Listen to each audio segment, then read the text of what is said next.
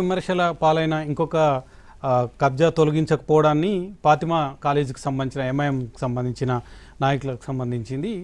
అది సక్రమంగా చర్యలు తీసుకోలేదు. ఒకసారి మనం ఆ విజువల్ కూడా చూద్దాం. ఫాతిమాకి సంబంధించి పూర్తిగా చెరువులో ఉంది. హైడ్రా కమిషనర్ దానికి కావాలని ఆ చెరువులో ఉన్న కాలేజీని డిస్టర్బ్ చేయలేదు. ఒకసారేమో స్టూడెంట్స్కి సంబంధించి ఉన్నారు, స్టూడెంట్స్ వెళ్ళిపోయిన తర్వాత హైడ్రా దానిపైన చర్యలు తీసుకుంటుందని స్టార్టింగ్లో చెప్పారు. ఆ తర్వాత ఇప్పుడు ఎక్కడ కూడా లేదని చెప్తున్నారు. ఒకసారి ఫాతిమా కాలేజీకి సంబంధించిన విజువల్స్ ఒకసారి ప్లే చేయండి, చూద్దాం ఒకసారి.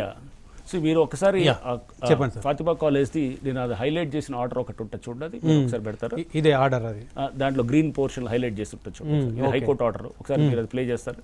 ఎస్, గ్రీన్ పోర్షన్ ఇటు ముందుకుంటా చూడండి, సెకండ్ పేజ్లో. Second page. ఓకే, ఈ ఫాతిమా కాలేజీ వ్యవహారంలో మీరు ఏం చెప్తారు సార్? అదే నేనేది ఒక్కసారి ఆర్డర్ చదువుతాను నేను. ఆర్డర్ మీకు నేను ఇంతకు ముందు చెప్పాను ఆర్డర్ అంటే మీరు చూడండి ఒకసారి. అంటే చూడండి, అలా కాదు నేను చెప్పేది. ఇది హైకోర్టు పరిధిలో ఉన్నప్పుడు హైకోర్టు మేము ఏం చేయాలని కూడా స్పష్టంగా ఆర్డర్లో చెప్పింది అనమాట. అంటే దీంట్లో జాయిన్ అది కూడా అది ఆ పోర్షన్ కొంచెం జూమ్ చేయగలుగుతారు. అది దాన్ని మీరు చేస్తే గనక దాంట్లో ఒకసారి అదే ఆ పేజ్ అది చూస్తే గనక దాంట్లో చాలా స్పష్టంగా ముందు పేజ్కి చూడండి. సో దాంట్లో చాలా స్పష్టంగా ఏం చెప్తుందంటే, మీరు అంటే irrigation and revenue department joint survey చేయండి, జాయింట్ ఫీల్డ్ సర్వే చేయండి అని హైకోర్టు ఇచ్చిన డైరెక్షన్. ఇది 30th ఆఫ్ ఈ పోర్షన్ అండి నేను చెప్పేది, ఈ green portion. So joint survey చేయండి. జాయింట్ సర్వే చేసి ఆ చేసిన సర్వే ఫైండింగ్స్ని కలెక్టర్ ద్వారా, జిహెచ్ఎంసీ కమిషనర్ ద్వారా లేక్ ప్రొటెక్షన్ కమిటీ చైర్మన్ హైడ్రాకి పంపించి నోటిఫికేషన్ 2 వారాల్లో ఇప్పించాలి అనేది ఇచ్చిన డైరెక్షన్ అనమాట. ఓకే, సో దీంట్లో ఆల్రెడీ ప్రిలిమినరీ నోటిఫికేషన్ 2016లో అయినప్పుడు మీరు అన్నట్టు అది ఆ ఓవైసీ కాలేజ్ ప్రిలిమినరీ నోటిఫికేషన్లో వాళ్ళది వస్తున్నది. ఎవరో some public interest litigation file చేస్తే కోర్టు చేసిన డైరెక్షన్ ప్రకారము మళ్ళీ ఇరిగేషన్ వాళ్ళు జాయింట్ సర్వే చేసి రెవెన్యూ వాళ్ళందరూ జాయింట్ సర్వే చేసి చేశారు. ఇక్కడ మనం గుర్తుంచుకోవాల్సిన అంశం ఒకటి ఉందన్నమాట. కాలేజ్ కట్టింది 2016 నుంచి 2020 దాకా, ఆ టైంలో 2021 దాకా కట్టారు. ఈ మధ్యలో అంటే కాలేజ్ కట్టిన దానికి ఇది నోటిఫికేషన్ ఇష్యూ అయింది 2016. కాలేజ్ కట్టింది 2016 నుంచి మధ్యలో 2018, 19 దాకా అయింది. ఒక బండ్ క్రియేట్ చేశారు చెరువు చుట్టూ, అంటే సల్కం చెరువు చుట్టూ ఒక రింగ్ బండ్ మిషన్ కాకతీయలో క్రియేట్ అయింది అనమాట. ఇది చుట్టూ రింగ్ బండ్ అనమాట. రింగ్ బండ్ క్రియేట్ చేసి దాన్ని చేసిన తర్వాత న్యాచురల్గా ఎఫ్టీఎల్ఏ మారిపోతుంది అనమాట. 2018లో మిషన్ కాకతీయలో క్రియేట్ చేసిన బండ్ తోటి ఎఫ్టీఎల్ మారి ఇరిగేషన్ వాళ్ళు ఆ రిపోర్ట్ ఇచ్చారనమాట. ఏమని ఇచ్చినారు? ఈ బండ్ వల్ల ఎఫ్టీఎల్ ఇప్పుడు స్ప్రెడ్ ఏరియా మారుతుంది. ఎఫ్టీఎల్ లెవెల్ ఒకటే ఉంటుంది, ఎఫ్టీఎల్ స్ప్రెడ్ ఏరియా మారుతుంది. అది బీఆర్ఎస్ ప్రభుత్వ హయాంలో అయింది. మిషన్ కాకతీయలో అయింది. బండ్ క్రియేట్ చేశారు. బండ్ క్రియేట్ చేసిన తర్వాత కోర్టు డైరెక్షన్ ప్రకారం ఇరిగేషన్ వాళ్ళు సర్వే చేయమన్నారు. ఈ రోజు మీరు వెళ్ళి ఫీల్డ్ సర్వే చేసి మాకు ఆ రిపోర్ట్ మాకు పంపించండి. అది పంపిస్తే దాని ప్రకారం హైడ్రా వాళ్ళు నోటిఫికేషన్ ఇవ్వాలంటే మేము యాజ్ ఇట్ ఈజ్ వచ్చిన దాన్ని మేము అదే పబ్లిష్ చేసాం. రేపు బండు వల్ల ఎఫ్టీఎల్ మారుతుంది అనేది అది ఇంజనీరింగ్ ప్రిన్సిపల్ అండి. అది బండు వల్ల ఎఫ్టీఎల్ ఏరియా మారిందన్నమాట. రేపు కోర్టు దాని మీద అది కరెక్టా కాదనేది కోర్టు తెలుస్తుంది. ప్రధానంగా బీజేపీ నాయకులు చేస్తున్న విమర్శ ఏంటంటే, బండ్ క్రియేట్ అయిందని చెప్తున్నారు మిషన్ కాకతీయలో. అప్పుడు బీఆర్ఎస్ గవర్నమెంట్ ఉంది, బీఆర్ఎస్కు మద్దతుగా ఎంఐఎం ఉంది. ఇప్పుడు కాంగ్రెస్ ప్రభుత్వం ఉంది, కాంగ్రెస్ మద్దతుగా ఎంఐఎం ఉంది. సో వాళ్ళు ప్రతి ప్రభుత్వం మారినప్పుడు వాళ్ళకి మద్దతుగా ఉండడం మూలంగానే ఇలాంటి కబ్జాలు తొలగించలేకపోతున్నారు అనేది ప్రధానం. ఇంకొకటి, మీరు కోర్టుకు సంబంధించిన వ్యవహారం చెప్తున్నారు. దీంట్లో ఒక్కసారి ఇక్కడ చెప్పింది మీరు ఒకసారి ఎంఐఎం కొన్ని మేము చేసిన డెమాలిషన్స్ కూడా ఒకసారి మీరు చూస్తే గనక బుమ్రుక్ ద్వారా ఓల్డ్ సిటీకి సంబంధించింది. ఓకే, అది చూద్దాం సార్. ఈ లోపు నేను అడిగేది కోర్టుకు సంబంధించింది ఆర్డర్ చేసి చూస్తున్నారు. ఒక్కసారి ఈ డెమాలిషన్ చూడండి. ఇది చాంద్రాయణగుట్టలో చేసినప్పుడు హైడ్రాని ఇది పెద్ద ఎత్తున కూడా అక్కడ ఓల్డ్ సిటీలో మొత్తం దాని మీద డౌన్ అని మొత్తం ఎదుర్కొని మొత్తం చేసినా కానీ కూడా ఎక్కడ కూడా ఆగకుండా మొత్తం అది ఎకరాల్లో అక్కడ రీక్లెయిమ్ చేయడం జరిగింది అనమాట ఓల్డ్ సిటీలో. ఓకే, ఇది MIM strong hold Chandrayangutta, Akbaruddin Owaisi గారి కాన్స్టిట్యున్సీ. ఓకే, సో ఇది ఎప్పుడు మొన్న రీసెంట్గా అనమాట. నెక్స్ట్ అట్లానే బుమ్రుక్ దౌలా అని చెప్పి చెరువు ఉంది, మొన్నే ముఖ్యమంత్రి గారు ఇనాగ్రేషన్ చేశారు. దాంట్లో బుమ్రుక్ దౌలా అనే లేక్, మీరు అది కూడా చూపిస్తే కూడా దాంట్లో కూడా ఇగో ఇవన్నీ బుమ్రుక్ దౌలా అక్కడ పక్కనున్న పార్కులు అనమాట. దాన్ని మొత్తం 20 బిల్డింగ్లు కూలగొట్టి, ఇవన్నీ ఎంఐఎంకి సంబంధించిన బిల్డింగ్స్ అనమాట. ఇవన్నీ కూలగొట్టి ఎంఐఎం సంబంధించిన సామాన్య మధ్యతరగతి ప్రజలకు సంబంధించిన మీకు అక్కడ ఇవన్నీ కూడా అక్కడ ఆ రోజు ఎంఐఎం ఎమ్మెల్యేని అరెస్ట్ చేయడం జరిగింది, కస్టడీలో తీసుకోవడం జరిగింది. అట్లా ఎంఐఎం ఎమ్మెల్సీని కస్టడీలో తీసుకోవడం జరిగింది డిమాలిష్ చేసేటప్పుడు.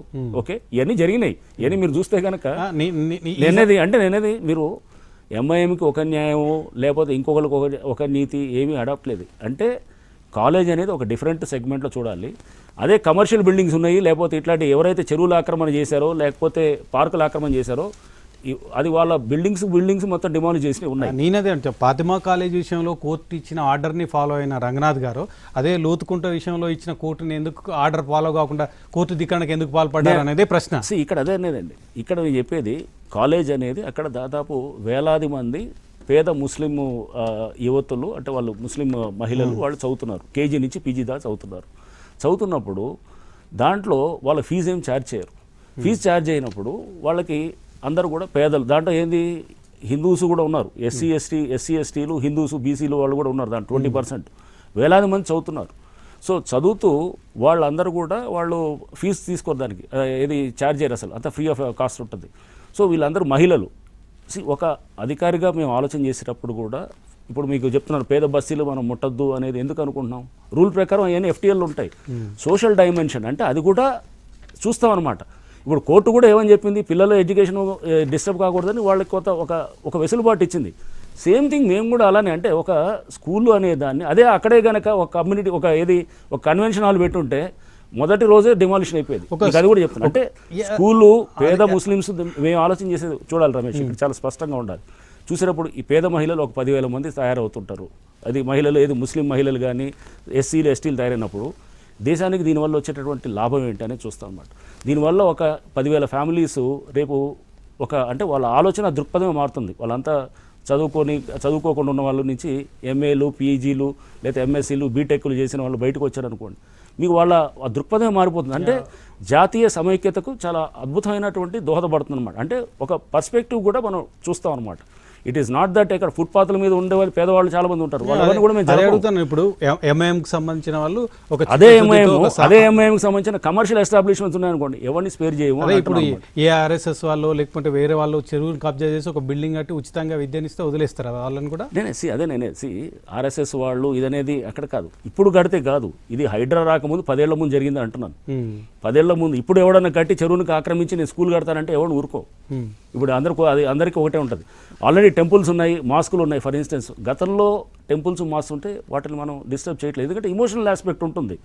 సో ఇప్పుడు ఎవడో వచ్చేసి నేను టెంపుల్ కడతాను అని చెప్పి చెరువు మధ్యలోనో లేకపోతే ఏది రోడ్డు మధ్యలో కడుతుంటే కనుక ఊరుకోవట్లేదు, వాళ్ళకి మీరు అక్కడికి వెళ్ళి చేయాలని. అంటే ఈ హైడ్రా రాకముందు ఎన్నో జరిగిన దాన్ని అన్నింటినీ ఒకసారి ఇప్పుడు కరెక్ట్ చేయాలంటే కూడా వీలు కాదు. ఉదయం వచ్చి సాయంత్రానికి వెళ్ళే విద్యార్థుల మీద మీరు మానవీయ కోణాన్ని చూపించిన రంగనాథ్ గారు కొన్ని సంవత్సరాల పాటు స్థిర నివాసాలు ఏర్పరచుకున్న పేదల పట్ల, అక్కడే పడుకొని అక్కడే ఉంటూ అక్కడే పనులు చేసుకుంటున్న పేదల పట్ల ఎందుకు మానవీయ కోణాన్ని ప్రదర్శించలేకపోతున్నారు? మానవీయ కోణం ఉంది కాబట్టి వాళ్ళందరికీ డబుల్ బెడ్రూమ్ హౌసెస్ ఉన్నాయి. మేము ఏదైతే ఇంకోటి రమేష్, వేలాది ఎకరాలు ఇప్పుడు ఏదైతే కనుక మేము రీక్లెయిమ్ చేసామో దాంట్లో 1,00,000 ఇల్లులు మనకి ఇందిరం ఇల్లు 1,00,000 ఇల్లు హైదరాబాద్లో వస్తున్నాయి అన్నమాట. అంటే రీక్లెయిమ్ చేసిన ప్రభుత్వ ఆస్తుల్లో పెద్ద ఎత్తున కూడా ఈ పూర్ పీపుల్ కంటే ఎవరైతే కనుక పేద తరగతుల వారికి వాళ్ళందరికీ కూడా పెద్ద ఎత్తున కూడా ఇల్లు కడుతున్నారు. ఇల్లు కడుతున్నప్పుడు మీరు ఇవన్నీ ఎవరికి వెళ్తున్నాయి? 307 సర్వే నెంబర్లో మేము దాదాపు 300 ఎకరాల పైన చేసాం అనమాట. చేసే దాంట్లో పెద్ద ఎత్తున కూడా ఇప్పుడు హౌసింగ్, అక్కడ స్కూల్స్ వస్తున్నాయి, ఇంటర్స్టేట్ బస్ టెర్మినల్ వస్తుంది, లేకపోతే పోలీస్కి సంబంధించిన ట్రైనింగ్ సెంటర్స్ వస్తున్నాయి, డబుల్ బెడ్రూమ్ హౌసెస్ వస్తున్నాయి. సో అంటే ఇవన్నీ పబ్లిక్ రేపు ఈ గవర్నమెంట్ ల్యాండ్స్ ఉపయోగపడతాయి. ఎవడో కొట్టేయటము, ఇప్పుడు నేను చెప్పాను ఇందాక లోతుకుంటలో ఎవరో 2-3 కలిసి బిల్డర్స్ చెప్పాను, వాళ్ళు 10,000 కోట్ల భూములు ఎవడిది అది ప్రభుత్వ ఆస్తులు, అది ప్రజల ఆస్తులు, దాన్ని కొట్టేస్తూ ఉంటే కనుక మనం చూస్తూ ఊరుకోవాలా?